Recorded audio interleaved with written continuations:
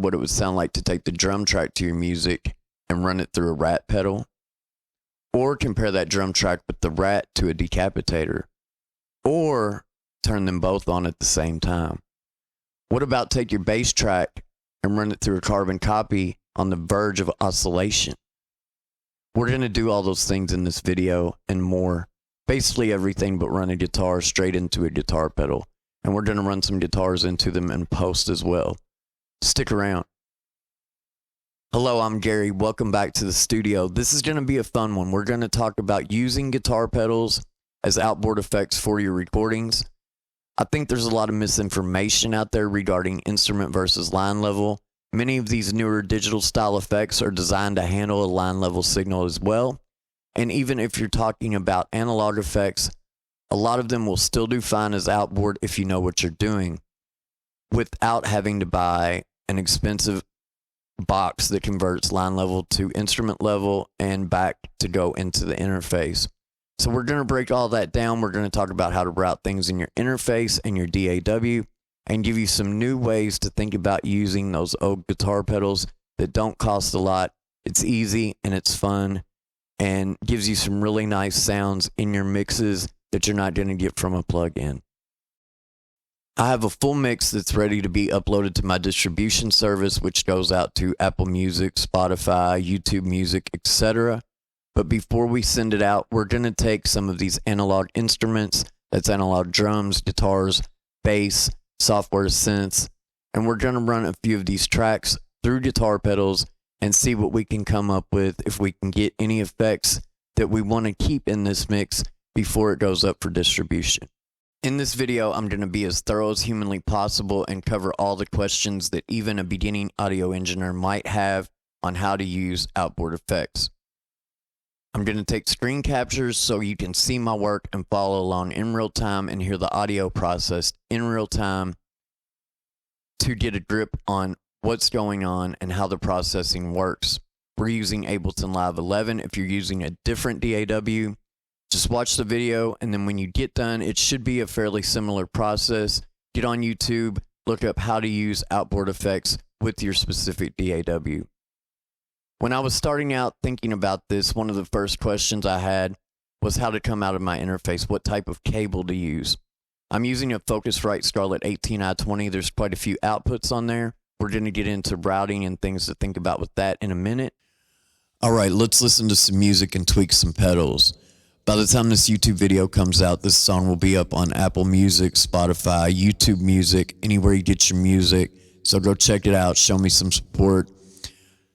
I have the MXR Carbon Copy on bass bus. There's a bass bus on this song because there's both synthesized bass and Fender P-Bass. But I've got the B section of the song looped. That is just Fender P-Bass. I'm going to let a few bars play dry and then cut the pedal on so you can hear how the effect comes in. The MXR Carbon Copy is a great analog effect known to take instrument level signal, but if you use it in post, line level, and watch your gain staging, you can get some really cool effects. You just have to watch your gain staging out of the interface in your DAW and with the mix knob on the pedal.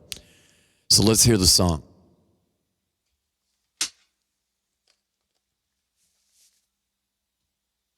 This is no pedal on.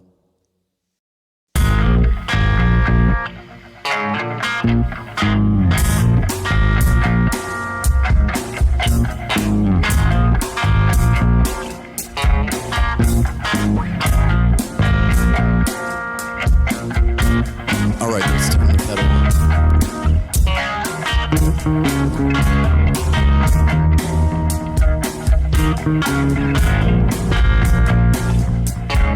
You can hear that throb.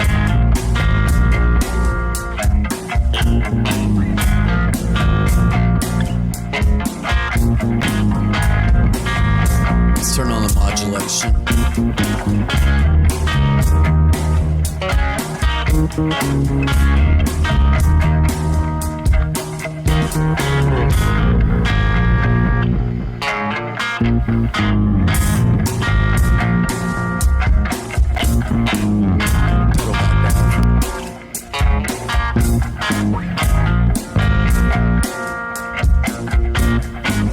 External audio effect. Let's turn that off just so you can hear that the signal is still the same level.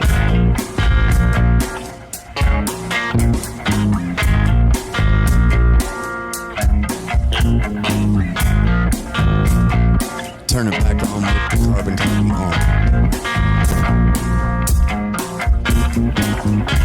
Let's bump up that delay time.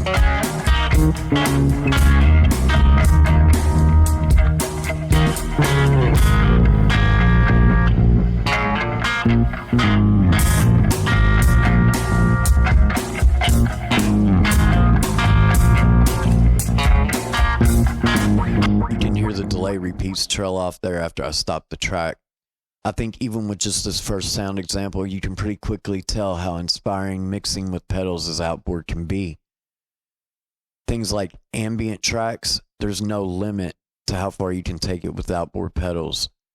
And it's all about being inspired, coming up with new ideas, and just trying to be creative. That's what keeps us motivated and keeps us making music.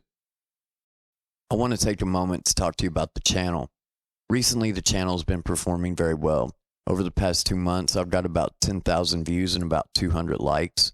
And I think people can tell how passionate I am about music. And no matter what, I'm going to keep these videos coming out. My latest video about Mike Campbell is getting a lot of good feedback, and people are interacting well with it. My video production quality is on a level that's professional. Also, the music you've been hearing for this video is now up on all the streaming platforms, Apple Music, Spotify, YouTube Music, so go check it out. The song's called Afterglow, and my artist name is Thirsty Deer. And anything you do to interact with the channel is going to help push these videos out to more people. So tell me what kind of pedals you use, how you like to use Outboard gear, and your workflow for your studio. Also, if you like and subscribe, that's really going to get these videos out so people can see what we're doing here. All right, let's see what kind of damage we can do to these drums. I have a parallel compression bus set up that also has a decapitator on it. That's where I was getting my saturation for the mix. But we're going to turn the decapitator off and turn on the Rat and maybe put them both in together. I'll solo the track, let you hear it, just drums, so you can really get a feel for what it's doing. Here's the track. This is the intro to the song.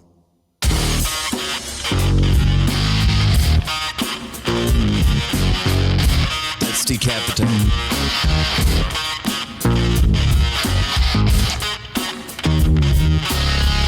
No decapitator.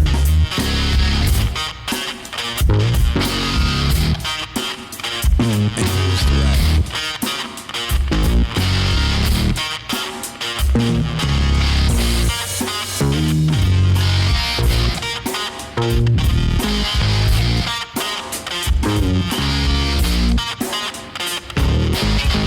Take the Rat out and solo.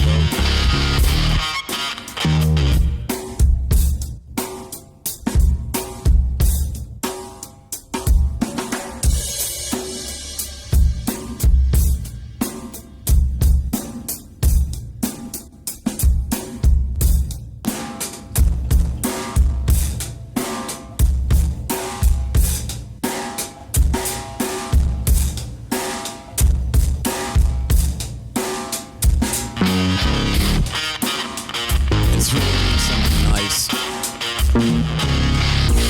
in parallel. All right, let's put the decapitator and the Rat both in.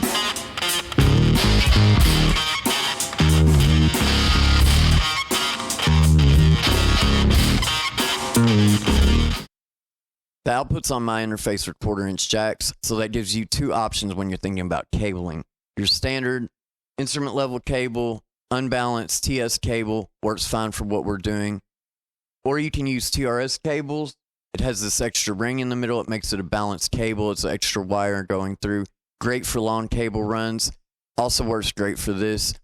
The one exception I've noticed is my Boss CE2W. When I plug a TRS cable into it, it doesn't turn on. It doesn't accept the TRS cable. It doesn't recognize it. It wants an instrument level connection.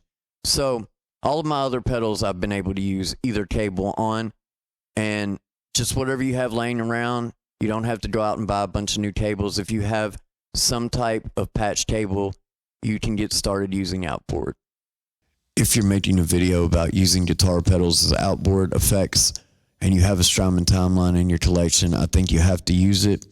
So let me also say I love Echo Boy. It's got every great delay and echo effect in there. It sounds great and it's very easy to use. But the point of using pedals as outboard is to think differently, be creative, and have a different workflow. So I have a guitar track here. We've got it soloed. It's a fuzzy, busy part, maybe not your ideal candidate for delay or echo, but I think you can hear the effect very well with this type of track. It's a Tone Bender Mark I fuzz, and I've got the external audio effect pulled up, but it's off right now. We've got the track soloed, and I'll bring it in, and you can hear it's got a 400 millisecond Echoplex delay on right now. And we'll play the track drive first.